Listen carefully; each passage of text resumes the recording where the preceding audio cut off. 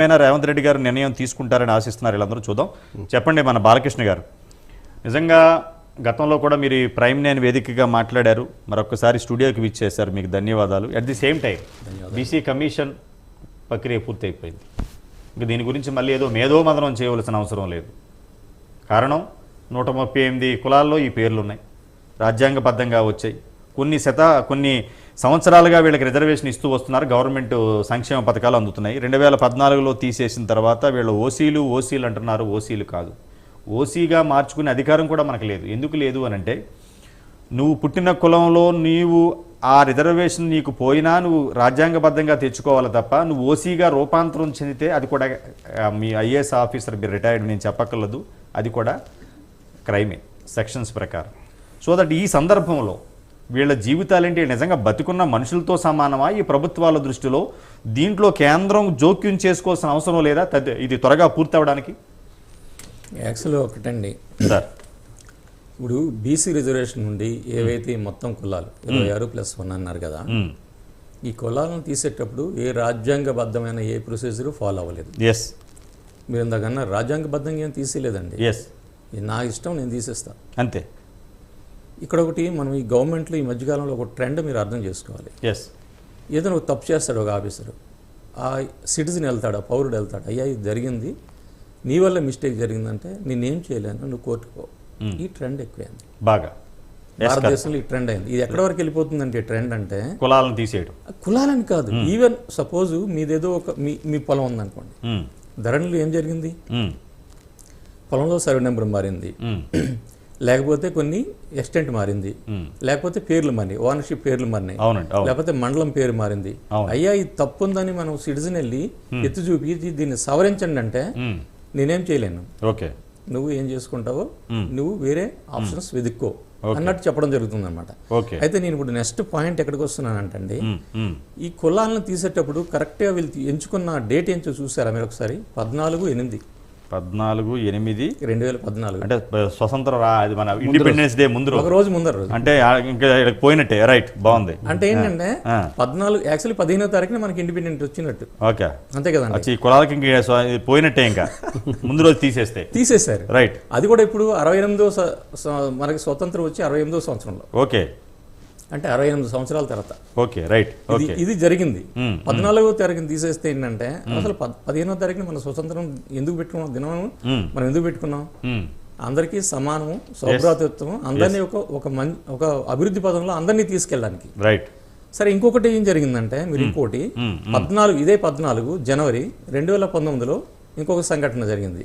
అదేంటంటే ఈబీసీలను తీసుకురావడం రిజర్వేషన్ ప్రాసెస్లోకి. ఓకే, అంటే ఈబీసీలు అంటే ఎవరు అంటే, మనం ఇంతకుముందు అనుకున్న ఓసీస్ ఎవరు అనుకున్నామో, అంటే ఓసీస్లో అందరూ ఉన్నారు. అంటే అందులో బీసీ కులాలు అంటే ఏమంటారు దాన్ని, అన్ని వర్ణాల వాళ్ళు, అన్ని మతాల వాళ్ళు. ఈ పదాన్ని మనం జాగ్రత్తగా అర్థం చేసుకోవాలి. అంటే ఓసీలు అంటే కేవలము హిందూ మతంలో ఉన్న కులాలే కాకుండా ఇతరులు కూడా ఓసీలో ఉన్నారు.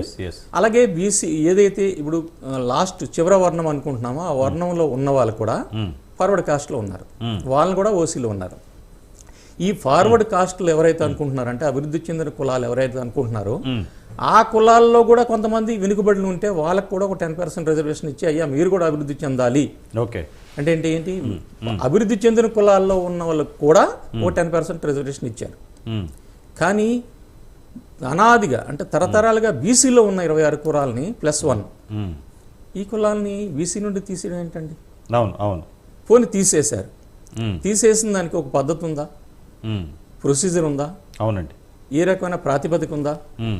ఇవన్నీ చేశారు. తర్వాత ఏమైంది, మనం కొద్ది లాస్ట్ టైం మనం డిస్కస్ చేసినప్పుడు కూడా ఒకటి చెప్పాము, జియో 16 వచ్చింది, జియో 16 జియో తీసుకొచ్చారు. అది ఎప్పుడు తీసుకొచ్చారంటే మార్చి 11వ తారీఖున తీసుకొచ్చారు 2015లో. దానిలో ఏదైతే BC department of backward commission commissioner గారు ఏమన్నారు, నో ఇలా తీయడానికి వీల్లేదు, మనం తీసేసింది ఒక ప్రాతిపదిక ఏంటంటే జియోగ్రఫికల్ జ్యూరిడిక్షన్ వీళ్ళకి లేదు అని చెప్పి మనం తీసేసాము. కానీ తర్వాత జరిగిన 2-3 సంఘటనలు జరిగినాయి. మీకు చిన్న ఇంటరప్షన్, ఆ ఒక్క పాయింట్ దగ్గర ఆగండి.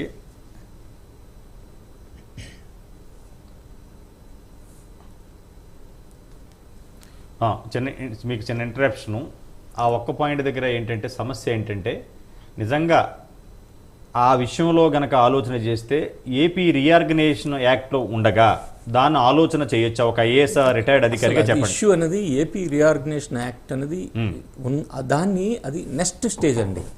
అంటే మీరు లీగల్ గా మాట్లాడుతున్నారు. తర్వాత ఫస్ట్ మీకు తీసేసే అధికారాన్ని, అవునండి, అంటే నేను ఏమంటున్నా అంటే మీకు తీసేసే అధికారం ఉందా? అధికారం ఉంటే ఇప్పుడు సపోజ్ అండి, మీరు ఇప్పుడు మనం ఈ స్టూడియోలో కూర్చొని ఒక ఆర్డర్ పాస్ చేద్దాం, ఏమని ఈ రోడ్డు మీద ఎవడు వెళ్ళకూడదని. మీకు అధికారం ఉందా? లేదు. ఉంటే మీకు ఏ అధికారం ఉంది? కాదు, ఏ సెక్షన్ ఇచ్చింది? ఏ యాక్ట్ మీకు చెప్పింది? అంటే ఏ పౌరుడైనా ఒకటి ఇంకోటి చాలా మందికి తెలియాల్సింది ఏంటంటే, పౌరులు, ప్రభుత్వ అధికారులు, ప్రభుత్వ అధినేతలు ఎవరైనా కానీ ఒక యాక్ట్ అంటే ఒక లా ఫాలో అవ్వాలి. ఇక్కడ ఏ లా ఫాలో అవ్వలేదండి. అంటే బేసిస్ ఏం లేదండి. ఇప్పుడు ఏంటంటే మీరు రోడ్డు మీద వచ్చే వాళ్ళని అడ్డుకుంటున్నారు అంటే మీరు ఏం చేస్తున్నారు? You're going against the law. Correct. అంటే అలాగేంటంటే నేను ఇది చేసేసాను, తర్వాత వీళ్ళు వెళ్ళి అడిగారు అంటే చెప్తున్నాను. ఎందుకంటే 16 ఎందుకు ఈ డేట్లు మీకు చెప్పాల్సి వచ్చిందంటే, తర్వాత ఏ రకంగా కూడా వాళ్ళకి అర్థమైంది ఎస్ ఇది తప్పు అని. అంటే ఇంకా మనం లాస్ట్ టైం మాట్లాడుకున్నట్టు ఏంటంటే, మనం చాలా మంది ఏంటి వలసవాదులు, వలస వచ్చిన గురించి మాట్లాడుతున్నాం. కానీ తెలంగాణ, ఆంధ్ర, ఉమ్మడి ఆంధ్ర, ఫార్మా ఒక ముందరున్న కులాలు చాలా మంది ఇక్కడ ఉన్నారు. రైట్. ఒక బ్రేక్ తర్వాత మళ్ళీ మనతో డిస్కస్ చేద్దాం బాలకృష్ణ గారు. ఒక స్మాల్ బ్రేక్ తర్వాత డిబేట్ కంటిన్యూ అవుతుంది.